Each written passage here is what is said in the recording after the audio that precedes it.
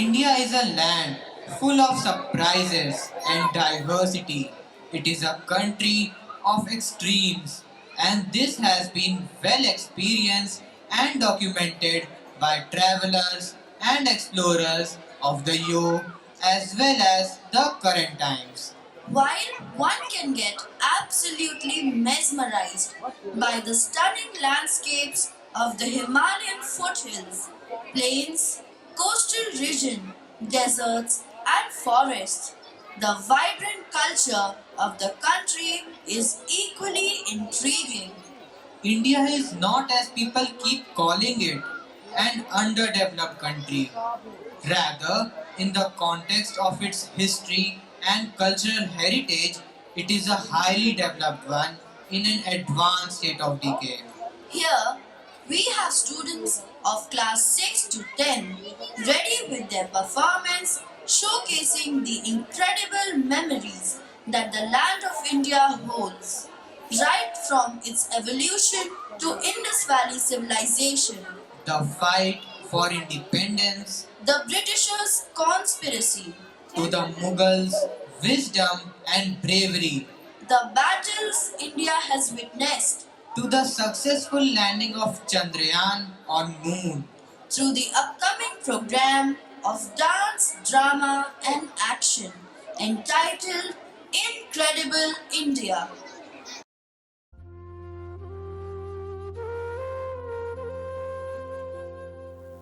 भारत के वंशज हम भारतीय, भारत हमारा भारत, हमारा अतुल्य भारत। जी हाँ, हमारा साहिबान, आन बान और शान। ऐ मेरे भारत, तेरी माटी कितनी पावन है। ऐ मेरे भारत, तुझे छू कर गुजरने वाली हवा कितनी शीतल है। हम ही नहीं, सारे देवता भी यहीं जन्म लेने को तरसते हैं। आज से 5000 साल पहले जब कई सौ प्रजातियां घुमंतु व वनवासी थे, तब भारत में एक अद्भुत संस्कृति की स्थापना हुई, दुनिया की पहली नगरीय संस्कृति। भारत का इतिहास सिंधु घाटी सभ्यता से लेकर आज तक विभिन्न साम्राज्यों व सभ्यताओं के प्रभाव में विकसित हुआ। चलिए सभ्यता की इस सफर पर साथ साथ चलते हैं। सिंधु सभ्यता 3300 ईसा पूर्व से लेकर 1300 ईसा पूर्व तक मानी जाती है। इस सभ्यता का अधिकांश हिस्सा आज के पाकिस्तान के सिंध प्रांत और पश्चिम उत्तर भारत में था। मोहनजोदाड़ो, हड़प्पा, लोथल, कालीबंगा, धौलवीरा और राखीगढ़ी प्रमुख स्थल थे।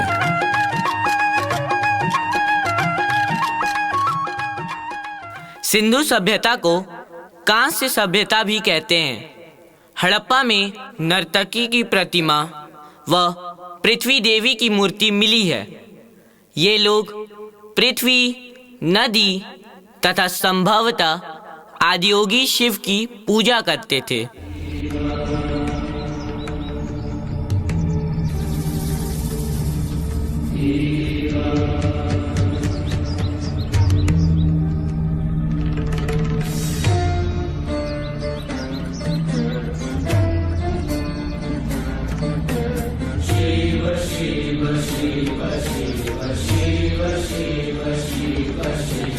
आदे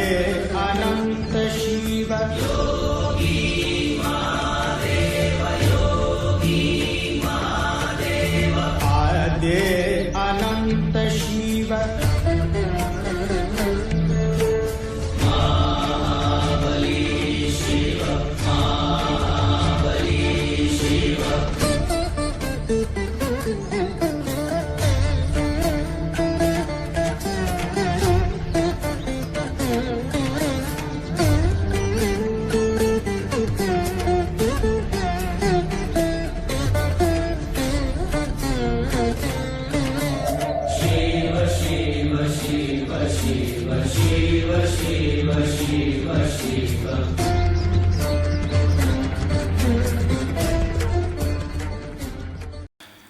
प्राचीन भारत में सिंधु सभ्यता के पश्चात जिस नवीन सभ्यता का विकास हुआ उसे वैदिक सभ्यता के नाम से जाना जाता है।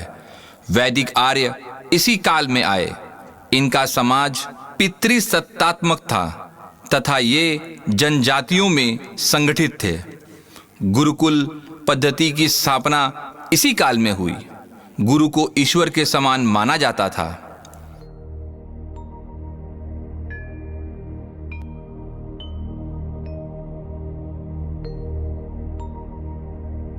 गुरुर्ब्रह्मा गुरुर्विष्णु गुरुर्देवो महेश्वरा गुरुर्साक्षात् परब्रह्मा तस्मै श्री गुरुवे नमः। तस्मै श्री गुरुवे नमः। तस्मै श्री गुरुवे नमः। वैदिक काल में राजवंशों का अभ्युदय हुआ। यज्ञ सामाजिक व्यवस्था का अंग था।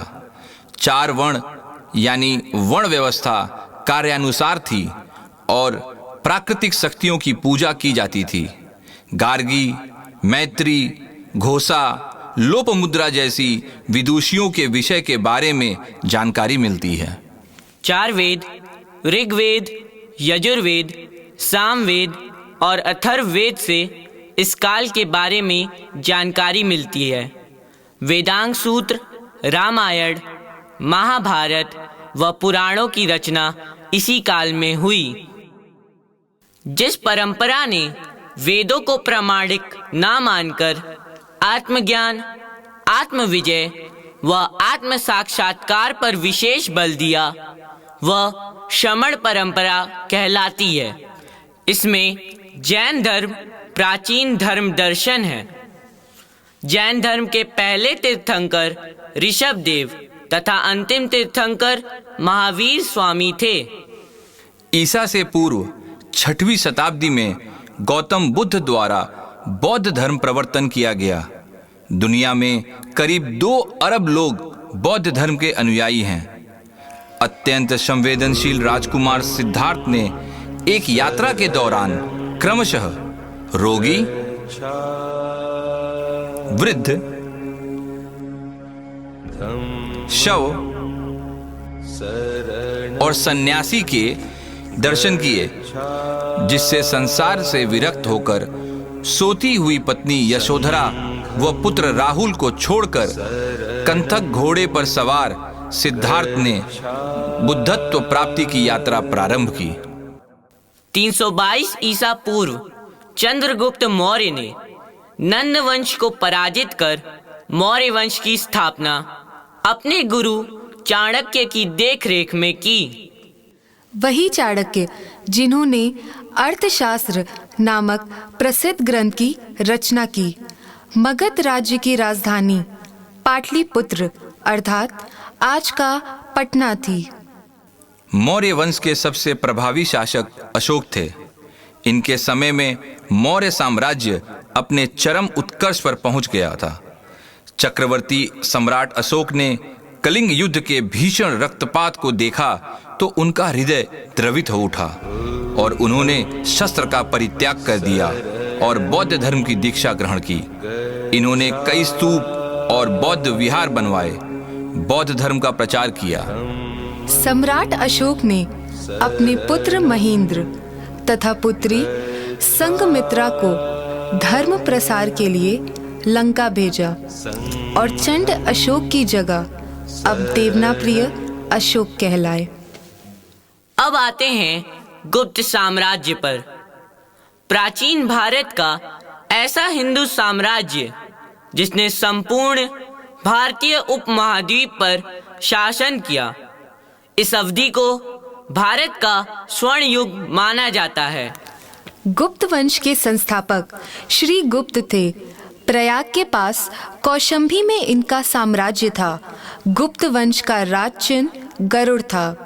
गुप्त साम्राज्य समुद्रगुप्त के शासनकाल में वास्तव में स्वर्ण युग कहलाया। साहित्य, संगीत और कला के क्षेत्र में यह युग स्वर्ण युग था। हरिशेड़ की प्रयाग प्रशस्ति से इसकी जानकारी मिलती है। चंद्रगुप्त विक्रमादित्य इस वंश के एक शक्तिशाली शासक थे। इनके 9 रत्नों में कालिदास, धन्वंतरी, वारामीहि प्रमुख थे। कालिदास की बात करें और अभिज्ञान शकुंतलम की शकुंतला की बात ना हो ही नहीं सकता। आइए शकुंतला तक चलते हैं।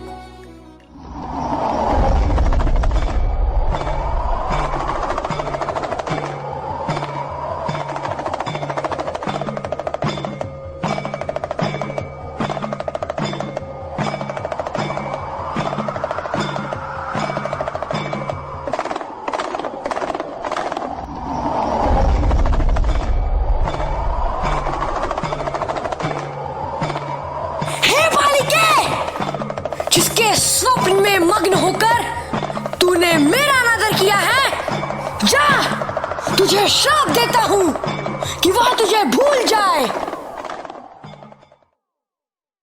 आर्यभट्ट को कैसे भूल सकते हैं? इन्होंने 3 महान ग्रंथ लिखे जिनमें से 2 अब अस्तित्व में नहीं हैं। उनके ग्रंथ आर्यभट्टीय में शून्य के सिद्धांत, समय की माप, ग्रहों की स्थिति, बीज गणित, त्रिकोणमिति के विषय में जानकारी रखते हैं। अब आते हैं राजपूत युग में। 7वीं से 12वीं शताब्दी तक के युग को राजपूत काल कहा जाता है। इनमें सबसे महत्वपूर्ण वंश चौहान वंश है। इनके विषय में जानकारी चंद्रबरदाई के पृथ्वीराज रासो से मिलती है। 1191 में मोहम्मद गोरी ने जब पहला आक्रमण किया तब पृथ्वीराज चौहान ने उसे जाने दिया। दोबारा 1192 में मोहम्मद गोरी ने पृथ्वीराज चौहान को पराजित कर दिया।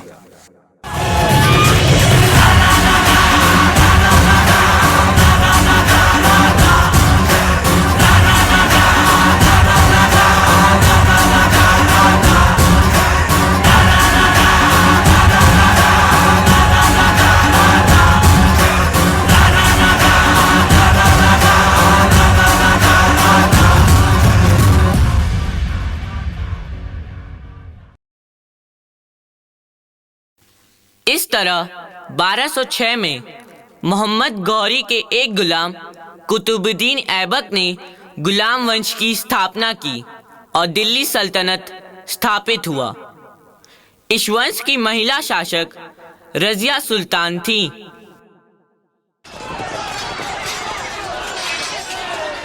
बिस्मिल्लाह, हम जलालुद्दीन रजिया सुल्तान अपनी आवाम के लोगों से ये कहना चाहते हैं कि हमने अपने अब्बू से ये सीखा है कि हर एक सुल्तान अपनी आवाम का रखवाला होता है। हमने और आपने मिलकर ये ख्वाब देखे हैं कि दिल्ली सल्तनत को नई बुलंदियों तक लेकर जाएंगे। हर भूखे के पेट में रोटी होगी, हर गरीब के तन पर कपड़े होंगे, ना कोई नीचा ना कोई ऊंचा, हर किसी का बराबरी का हिस्सा होगा। रहमत अल्लाह बाबरकातुल्लाह। लेकिन प्रभावशाली गुलाम अमीर एक महिला को राजगद्दी पर सहन नहीं कर पाए और रजिया तथा याकुत की हत्या कर दी गई। 1290 में खिलजी वंश, फिर तुगलक वंश और सैयद लोदी वंश की स्थापना हुई। इसी बीच सूफी और भक्ति आंदोलन आए।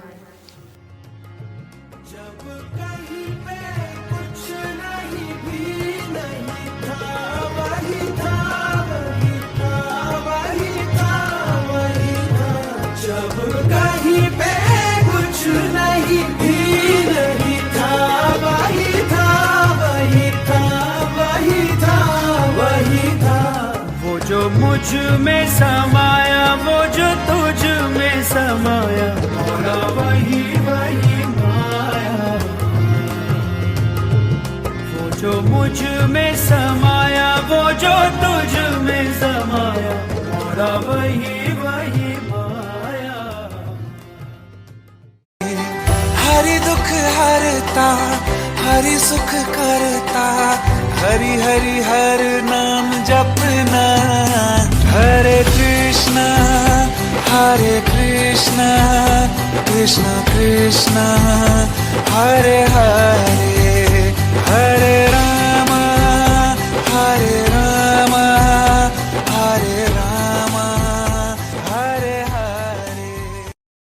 इसके बाद मुगल वंश की स्थापना हुई।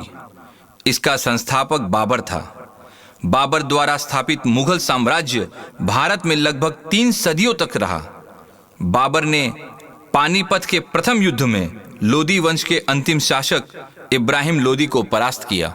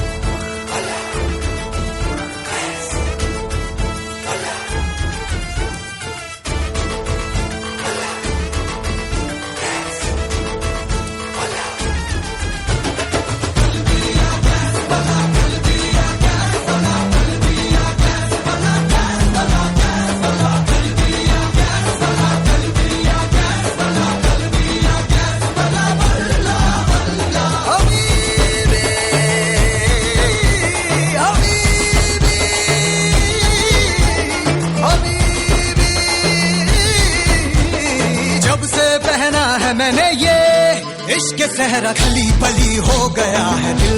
दुनिया से मेरा खली बली हो गया है दिल। खली बली हो गया है दिल। दुनिया से मेरा खली बली हो गया है दिल। जब से पहना है मैंने ये इश्क सहरा खली बली हो गया है दिल। दुनिया से मेरा खली बली हो गया है दिल।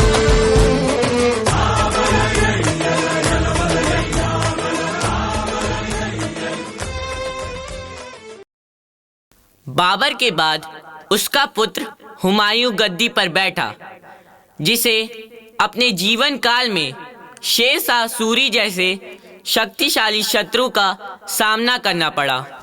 मुगल वंश का सबसे शक्तिशाली शासक अकबर था, जिसने मुगल साम्राज्य की नींव मजबूत की।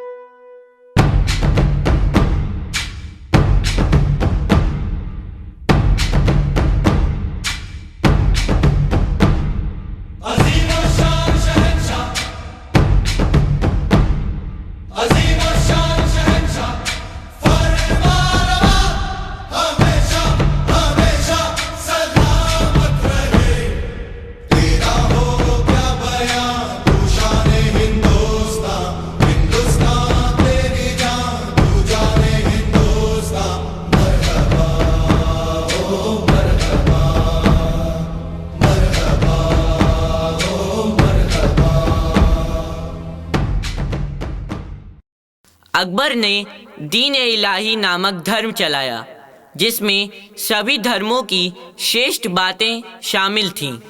अकबर के दरबार में 9 अत्यंत गुणी दरबारी थे। उन्हें 9 रत्न कहते थे, जिसमें से तानसेन, राजा बीरबल, तोडरमल, मानसिंह आदि प्रमुख थे। अकबर के पश्चात जहांगीर ने गद्दी संभाली। इसके शासनकाल में चित्रकला ने नई बुलंदियां छुईं। इस बादशाह के शासनकाल में कैप्टन हॉकिंस तथा सर टॉमस रो ने भारत का दौरा किया। कैप्टन हॉकिंस ने ईस्ट इंडिया कंपनी का प्रतिनिधित्व करते हुए जहांगीर से मुलाकात की। मुगल शासन काल में ही पुर्तगाली, डच, फ्रांसीसी व अंग्रेज व्यापार के उद्देश्य से भारत आते रहे। सबसे ज्यादा प्रभावशाली अंग्रेज रहे।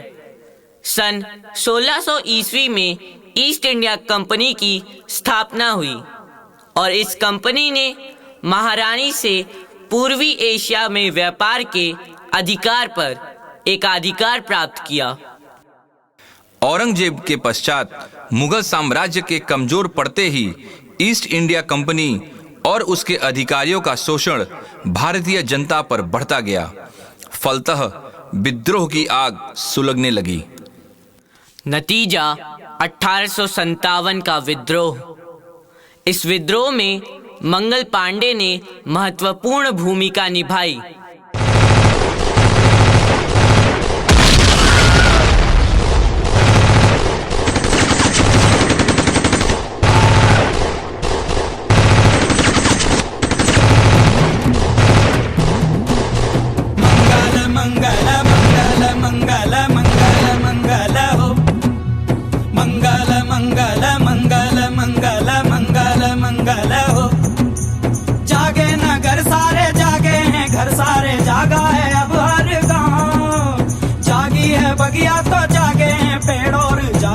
पेड़ों की छांव।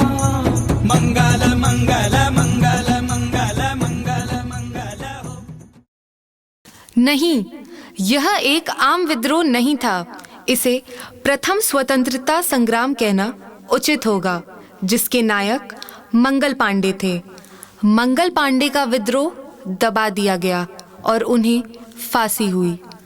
पहले स्वतंत्रता संग्राम के समय वीरांगना मणिकर्णिका, जिन्हें हम लक्ष्मीबाई के नाम से जानते हैं, ने अपनी झांसी को अंग्रेजों से बचाने के लिए स्वतंत्रता संग्राम में हिस्सा लिया और वीर गति प्राप्त की। चमक उठी सन 57 में वह तलवार पुरानी थी, बुंदेले हर बोलो के मुंह हमने सुनी कहानी थी। खूब लड़ी मर्दानी वह तो झांसी वाली रानी थी। मैं लक्ष्मीबाई हूँ, झांसी की रानी। झांसी को अंग्रेजों के हाथों में नहीं जाने दूंगी।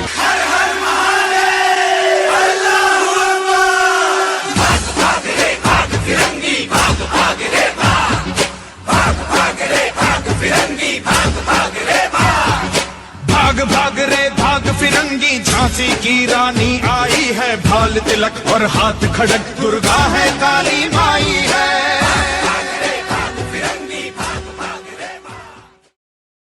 नाना साहेब पेशवा, तात्या टोपे, अवध के नवाब ने भी अंग्रेजों के खिलाफ विद्रोह किया। बेगम हजरत महल ने लखनऊ में विद्रोह की बागडोर संभाली और अंग्रेजों को नाको चने चबवा दिया।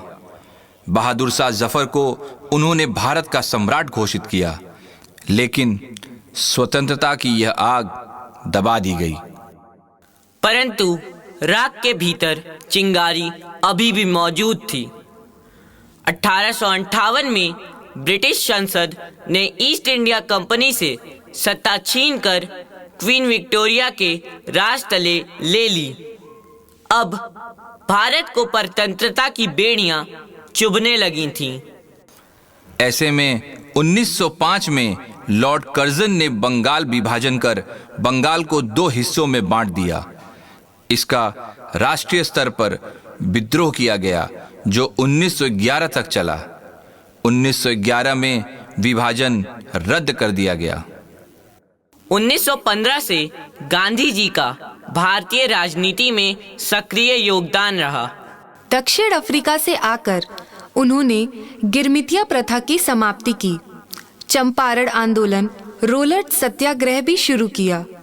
13 अप्रैल 1919 को जब बैसाखी के अवसर पर जनरल डायर ने जलियांवाला बाग हत्याकांड को अंजाम दिया, तब पूरे देश में आक्रोश की आग फैल गई।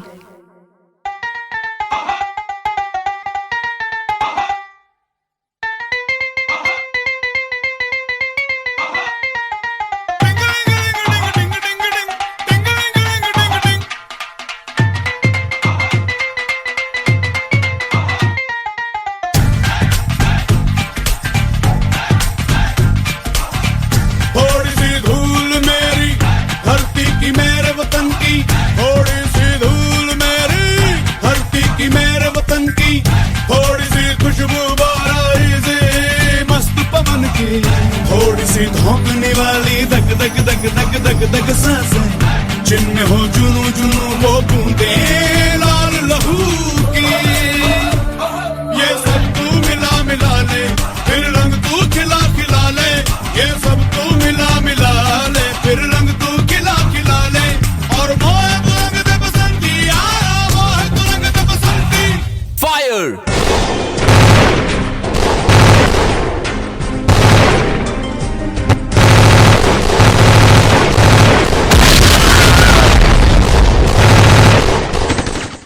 अंग्रेजों के अत्याचार के विरोध में असहयोग आंदोलन शुरू हुआ। इस बीच 4 फरवरी 1922 को भारतीयों ने चौरी चौरा के एक पुलिस चौकी को आग लगा दी।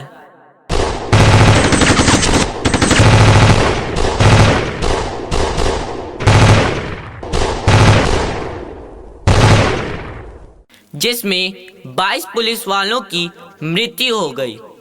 इस हिंसा से दुखी होकर गांधी जी ने असहयोग आंदोलन वापस ले लिया। अंग्रेजों के नमक कानून के विरोध में महात्मा गांधी जी ने 12 मार्च 1930 में साबरमती आश्रम से नमक सत्याग्रह की यात्रा निकाली। 6 अप्रैल 1930 को डांडी में उन्होंने समुद्र से नमक बनाकर नमक कानून तोड़ा। गांधी जी और उनके साथियों को गिरफ्तार कर लिया गया। 1942 में अंग्रेजों को भारत से खदेड़ने के लिए भारत छोड़ो आंदोलन शुरू हुआ। इस आंदोलन ने ब्रिटिश हुकूमत को हिला कर रख दिया। सबने सुना रे, डंका बोले धुम धुम, जागो जागो अब तुम नींद में हो क्यों गुम हो।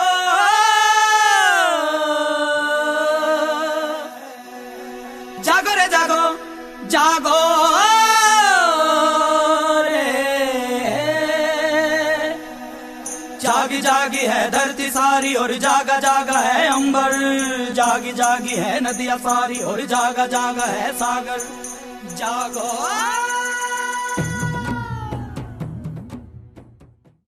आंदोलन के अंत तक ब्रिटिश सरकार को यह संकेत देना पड़ा कि जल्द ही देश की सत्ता भारतीयों को सौंप दी जाएगी। अंततः वह ऐतिहासिक दिवस आ ही गया। जी हाँ, 15 अगस्त सन 1947 लॉर्ड माउंटबेटन ने जवाहरलाल नेहरू को सत्ता का हस्तांतरण किया। आधी रात को एक युग समाप्त हो गया, एक साम्राज्य का अंत हुआ और एक नए युग की शुरुआत हुई। आजाद भारत का स्वप्न साकार हुआ।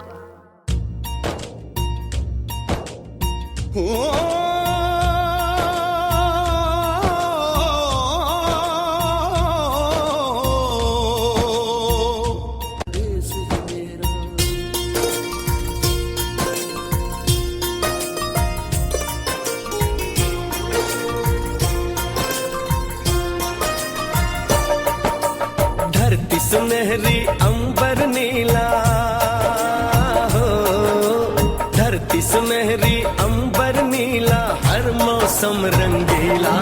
ऐसा देश है मेरा हो, ऐसा देश है मेरा, ऐसा देश है मेरा, हाँ ऐसा देश है मेरा।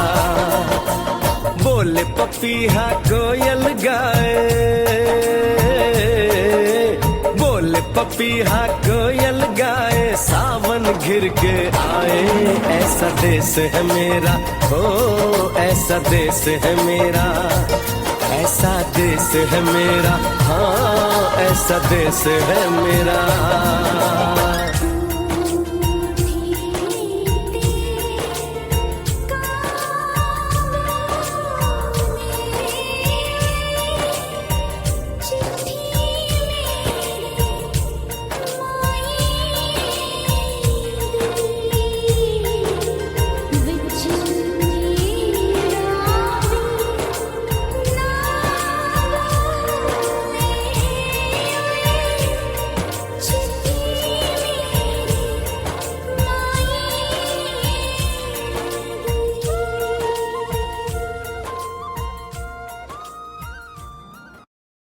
छब्बीस जनवरी सन 1950 को हमारे देश का संविधान डॉक्टर भीमराव अंबेडकर की देखरेख में लागू हुआ। मेरे मित्र कहते हैं कि मैंने संविधान बनाया है, लेकिन मैं ये कहने को पूरी तरह तैयार हूँ कि यदि आवश्यकता पड़ी तो संविधान को जलाने वाला मैं पहला व्यक्ति होऊंगा। अब भारत एक संपूर्ण प्रभु सत्ता संपन्न लोकतंत्रात्मक गणराज्य बन गया। डॉक्टर राजेंद्र प्रसाद को पहला राष्ट्रपति और जवाहरलाल नेहरू को पहला प्रधानमंत्री घोषित किया गया। भारत के विस्तृत इतिहास तथा संघर्षों की गाथा को चंद शब्दों में बांधना संभव नहीं है। आज़ादी के बाद भारत का सर्वांगीण विकास हुआ। जहां हमारे देश में सुई तक नहीं बनती थी, अब computer, hardware, software, bike, car, जहाज, हवाई जहाज सब बनने लगे। हमारी साक्षरता दर भी बढ़ गई। असली देवालय जहां भारत के कर्णधार जन्म लेते हैं, अर्थात दुनिया के श्रेष्ठ शिक्षालय यूनिवर्सिटीज अब हमारे पास हैं। आईआईटी के क्षेत्र में हमने अभूतपूर्व सफलता अर्जित की है। हमारे शिक्षण संस्था निरंतर डॉक्टर्स, इंजीनियर्स, साइंटिस्ट, प्रशासनिक अधिकारी, वकील, शिक्षक आदि तैयार कर रहे हैं। अब हमारे देश की धरती सोना, चांदी, हीरा, मोती ही नहीं बल्कि विश्व भर को डॉक्टर्स, साइंटिस्ट, इंजीनियर्स भी दे रही है। भारतीय रेलवे दुनिया का सबसे बड़ा रेलवे नेटवर्क है। सोने और हीरे के उत्पादन में भारत दुनिया के श्रेष्ठ देशों में से एक है। हरित क्रांति और श्वेत क्रांति ने भारत को कृषि और दुग्ध उत्पादन के क्षेत्र में शीर्ष पर पहुंचाया है। वस्तुओं का आयात निरंतर घटा है, निर्यात बढ़ा है। भारत में विदेशी निवेशकों की संख्या बढ़ी है क्योंकि उन्हें भारत की प्रगति पर विश्वास है। भारत की सेना विश्व की 4 बड़ी सैन्य शक्तियों में से एक है। मिसाइल, टैंक, वायुयान और ड्रोन तकनीकी में भारत शक्तिशाली है। आत्मरक्षा के लिए भारत ने खुद को परमाणु शक्ति संपन्न बनाया है। महामारी पर विजय प्राप्त करने के लिए वैक्सीन निर्माण में हमारा देश अग्रणी रहा है। हमने चेचक, पोलियो जैसे बीमारियों के पूर्णतया उन्मूलन में सफलता पाई है। इंटरनेट और मोबाइल क्रांति ने लोगों का जीवन बदल दिया है। हमारे देश को अंतरिक्ष, मंगल, चांद तक ले जाने का श्रेय हमारे भारतीय वैज्ञानिकों को जाता है। पहली मिसाइल प्रक्षेपण में हमारे देश के महानतम वैज्ञानिक डॉक्टर एपीजे अब्दुल कलाम का प्रयास वंदनीय है।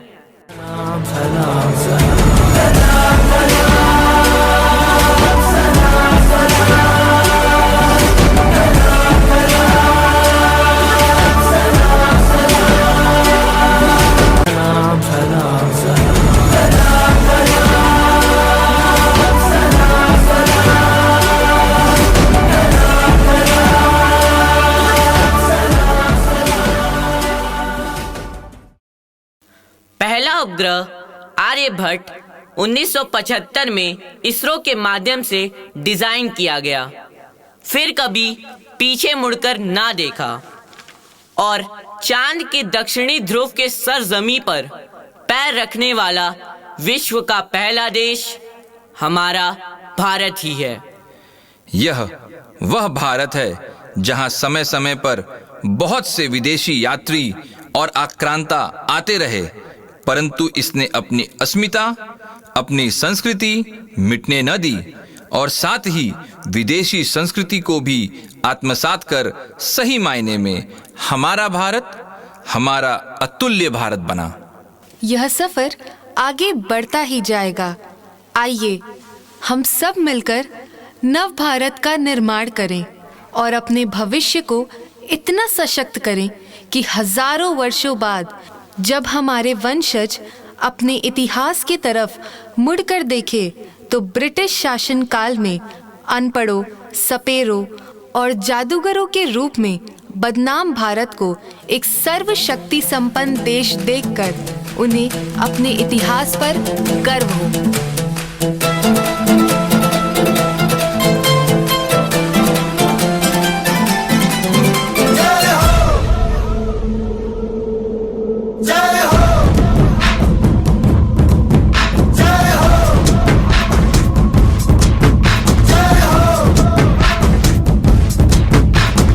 आजा आजा जिंद शामी आने के तले, आजा जरी वाले नीले आसमाने के तले। जय हो, जय हो। आजा आजा जिंद शामी आने के तले, आजा जरी वाले नीले आसमाने के तले। जय हो,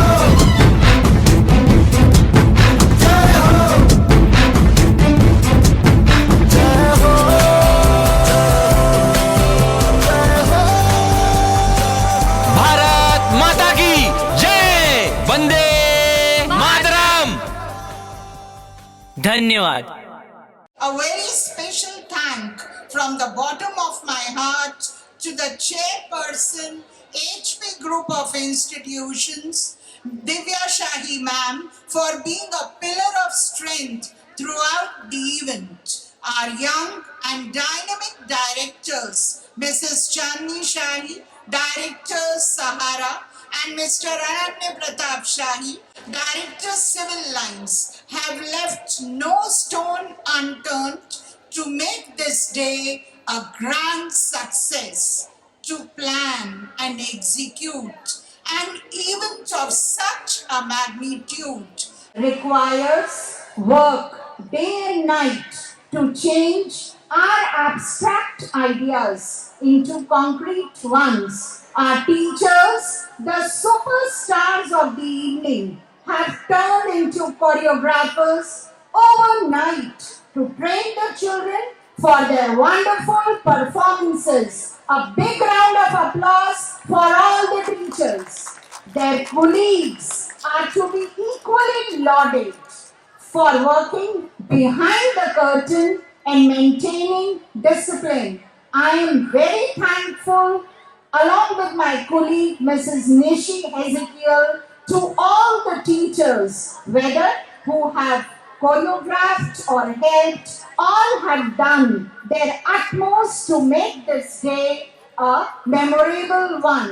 But the real rock stars of the evening are my dear children who have braved all our scoldings and adversities to slog every hour of the day to make 3rd November 2023 a memorable day.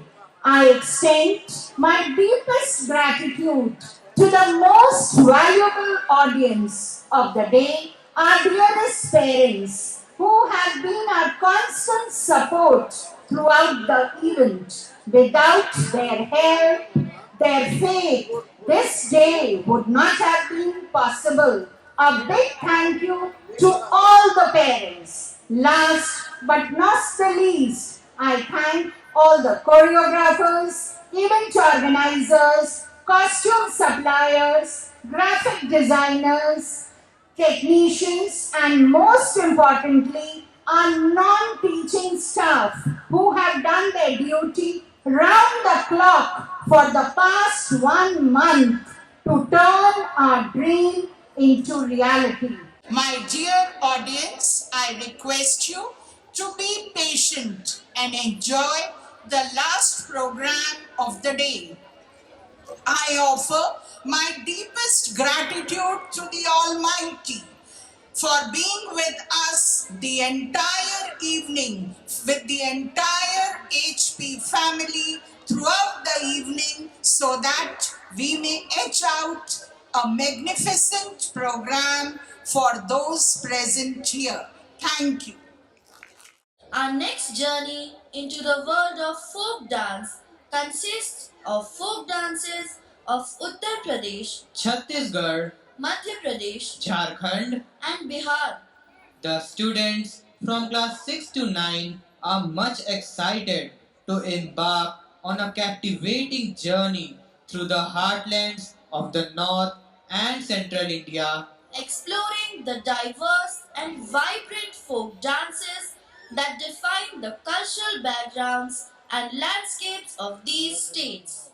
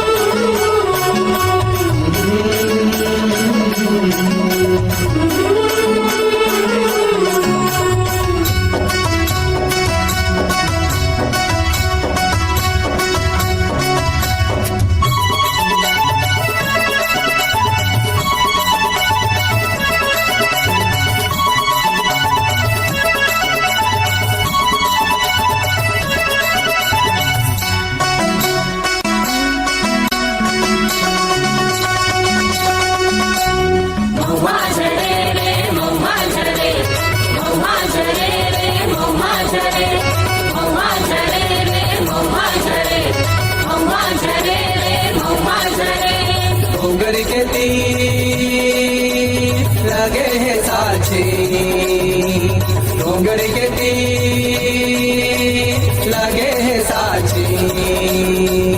लाली बरसा बनमा फूले, लाली बरसा बनमा फूले। महुआ झड़े रे महुआ झड़े, महुआ झड़े रे महुआ झड़े, महुआ झड़े रे महुआ झड़े, महुआ झड़े रे महुआ झड़े।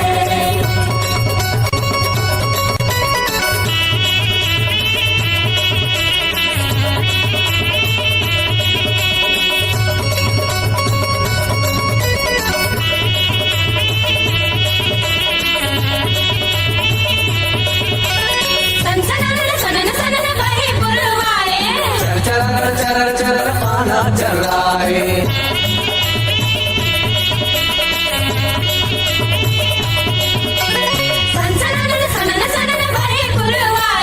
चर चरर चरर चरर पाना चल रहा है। नजर घुमा के देखे लपरते, नजर घुमा के देखे लपरते। कौन पाछू खड़े रे, महुआ झड़े रे महुआ झड़े, महुआ झड़े रे महुआ झड़े, महुआ झड़े रे महुआ झड़े।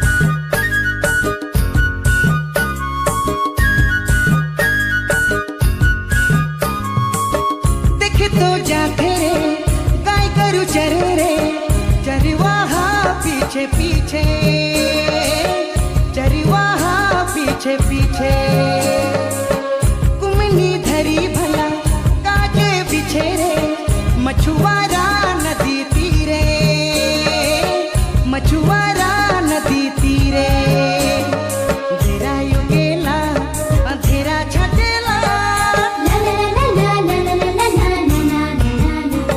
अंधेरा युगेला अंधेरा छटेला मधुर मधुर जे बोलेला कोयल तुमर जिया डोलेला मधुर मधुर जे बोलेला कोयल तुमर जिया डोलेला मधुर मधुर जे बोलेला कोयल तुमर जिया डोलेला मधुर मधुर जे बोलेला कोयल तुमर जिया डोलेला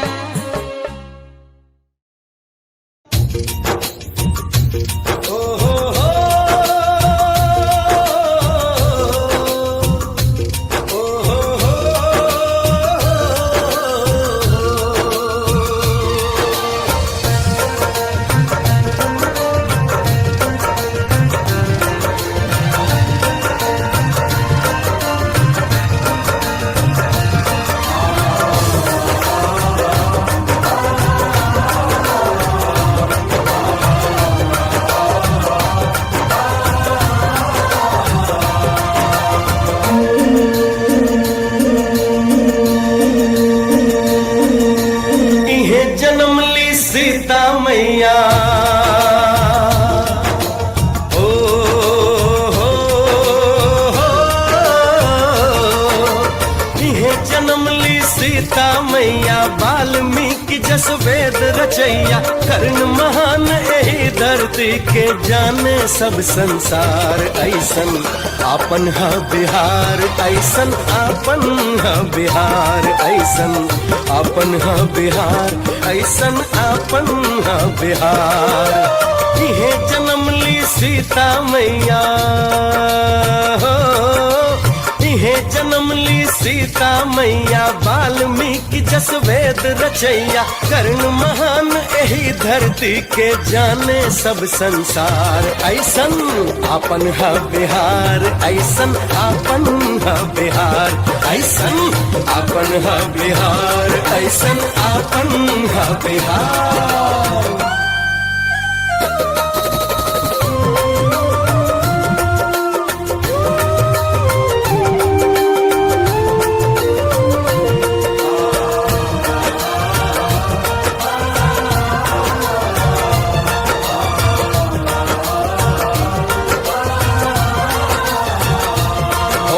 चंद्रगुप्त चाणक्य बुद्ध के ई माटी अति पावन है महावीर आराज कमल के हाथ सजल ई सावन है हाथ सजल ई सावन है ओ हो अतिथि यहाँ भगवान कहाले गाय के पूजल जाला हो छठी मैया के महिमा भारी सूरज के अर्घ दियाला हो सूरज के अर्घ दियाला हो सूरज के अर्घ दियाला हो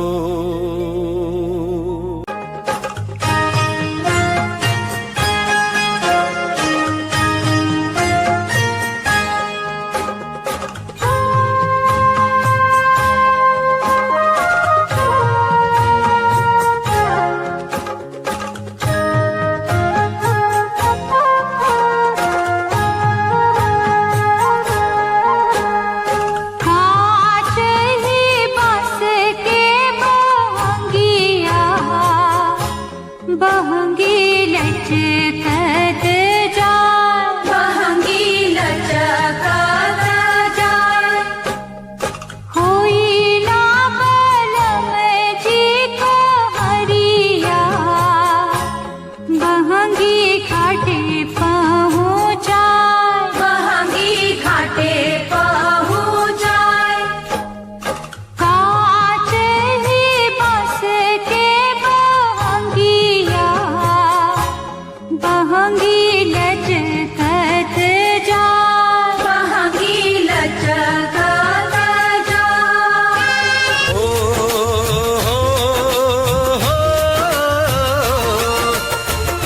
दिखे बड़कन छोटकन में हो, यहाँ दिखे बड़कन छोटकन में संस्कार और प्यार। ऐसन अपन है बिहार, ऐसन अपन है बिहार, ऐसन अपन है बिहार, ऐसन अपन है बिहार, ऐसन अपन है बिहार, ऐसन अपन है बिहार, ऐसन अपन है बिहार।